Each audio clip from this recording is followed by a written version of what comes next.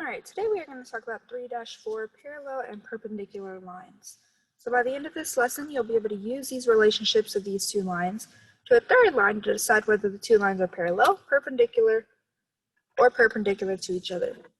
So let's go over the first theorem. It is theorem 3-8. It states, in a plane, if two lines are parallel to the same line,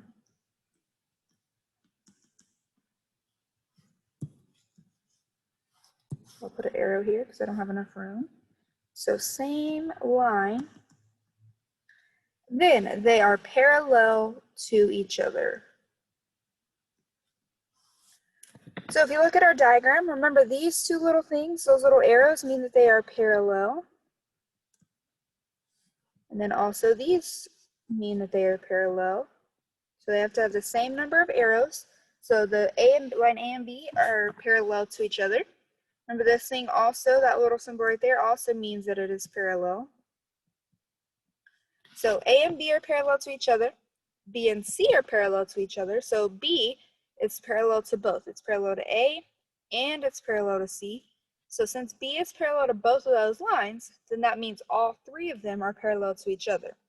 So that also means that A would be parallel to C.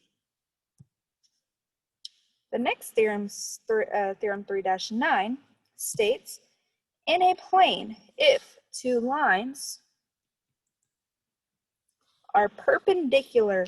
So remember that word, that perpendicular word, we talked about it a little bit last week. They are two lines, they form a 90-degree angle. I'm going to abbreviate there. They form a 90-degree angle. This symbol means that they are perpendicular. So if they are perpendicular to the same line again, then they are parallel to each other. So M, remember that symbol right there, that symbol means that it is perpendicular.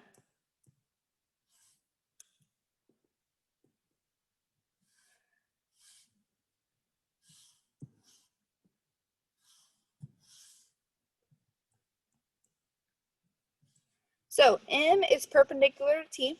See that 90-degree angle that's formed right there? And N is perpendicular to T, that 90-degree angle right there. Since they are both perpendicular to T, that means that M and N are parallel. So I can put my two little parallel symbols right there. So they are perpendicular. M is perpendicular to T and N is perpendicular to T. Since they are both perpendicular to T, that means that they are parallel to each other. So M and N are parallel. And then theorem 3-10, it's the perpendicular transversal theorem. So this one's pretty important. It may be a question on your test. It says, in a plane, if a line is perpendicular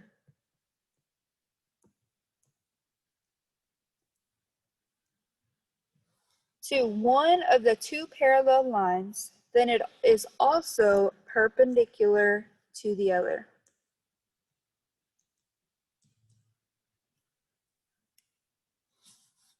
So N is perpendicular to L.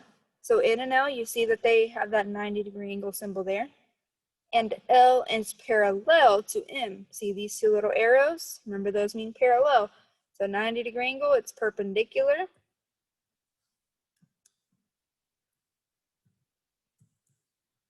And then those two little arrows mean that they are parallel. So our theorem states, if a line is perpendicular to one of the two parallel lines, so our N and our L are perpendicular to one of our two parallel lines, then it is also perpendicular to the other. So that means that N and M would also be perpendicular. So that's why we have that little, then N is perpendicular to M. Remember that upside down T is perpendicular. All right, so let's look at some example problems. It says, in a plane, C is perpendicular to B.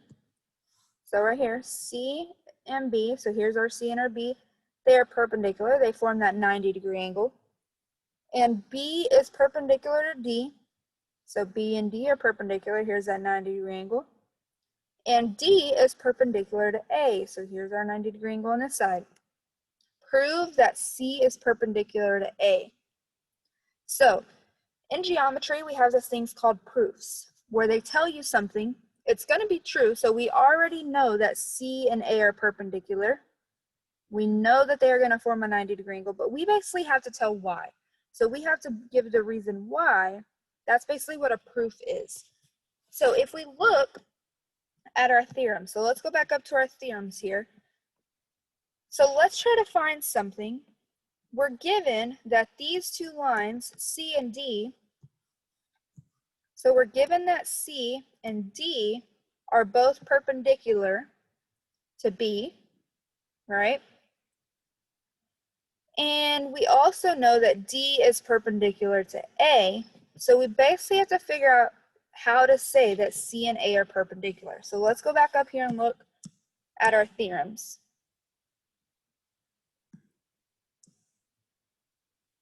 So in theorem 3-9, it tells us in a plane, if two lines are perpendicular to the same line, then they are parallel to each other. Well, it didn't tell us anything about these lines being parallel, but since C and D are both perpendicular to B, that means that line C is parallel to line D, just by the theorem that we read. So since we know that they are parallel, so therefore we know that this line keeps going this way, right? We know that they're parallel, and they're not just parallel right here. They would also be parallel no matter how far they go. So they could be parallel over here, and guess what? They're also parallel right there.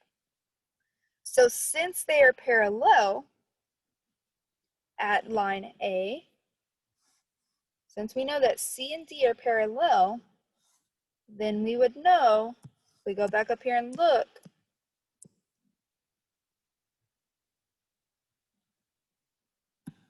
let's look at the perpendicular transversal theorem.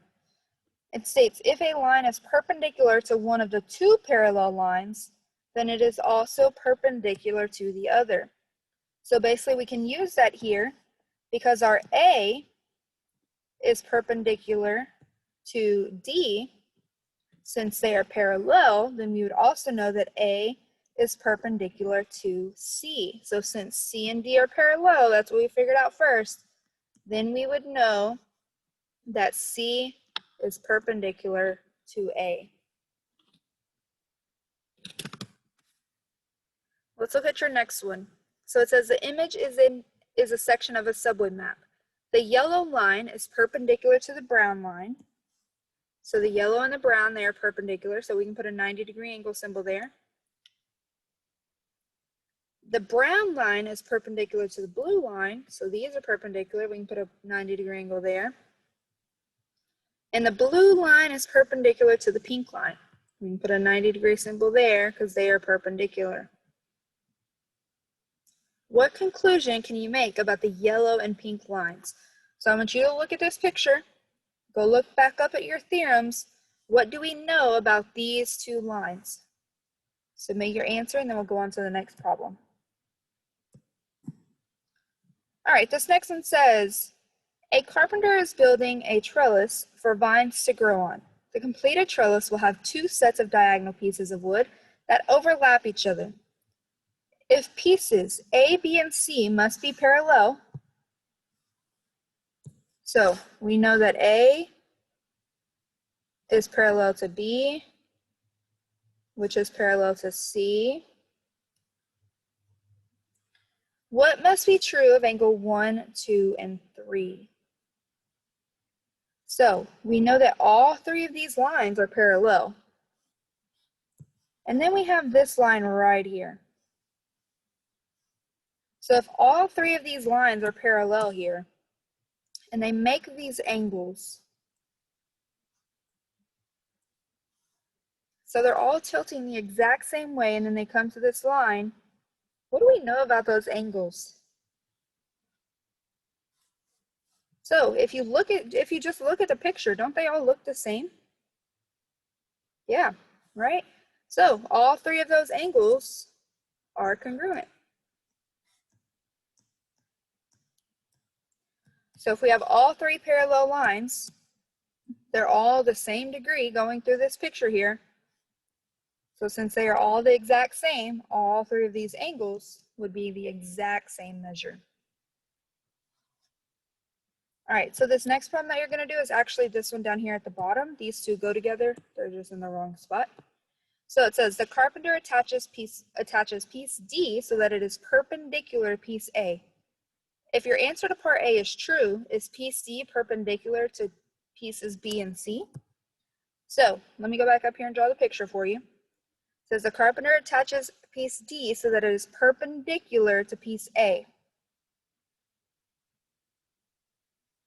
So we already put D in. Here's D in our picture.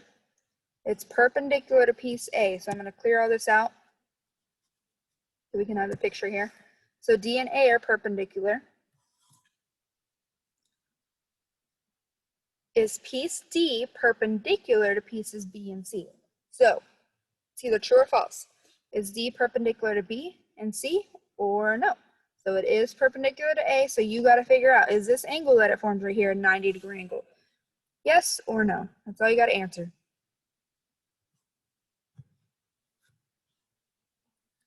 All right, we're going to skip this one. We're going to go on to this last one. It says, if Adams Court is perpendicular to Bertha Drive. So Adams Court and Bertha Drive, that's this piece right here. So we can say that's perpendicular. And Charles Street, so it's both perpendicular to Bertha Drive and Charles Street. What can you draw about the relationship between Bertha Drive and Charles Street? So it's asking, what do we know about these two lines? So since Adams Court, it is perpendicular to Bertha Drive and Charles Street. Let's go back up here and look at our theorems. Adams Court is perpendicular to both of those lines. Let's look at theorem 3-9. It says, in a plane, if two lines are perpendicular to the same line, do we have two lines perpendicular to the same line?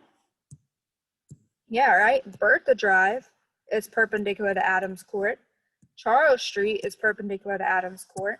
And what does it tell us about those two? Then they are parallel to each other. So we know that they're perpendicular to the same line. So therefore, it tells us they are parallel. All right, and then you already answered that last one, so that is all for today's lesson. You will have one question about this on your test. Your test will be on Tuesday, not tomorrow, the next week. So about a week and a day.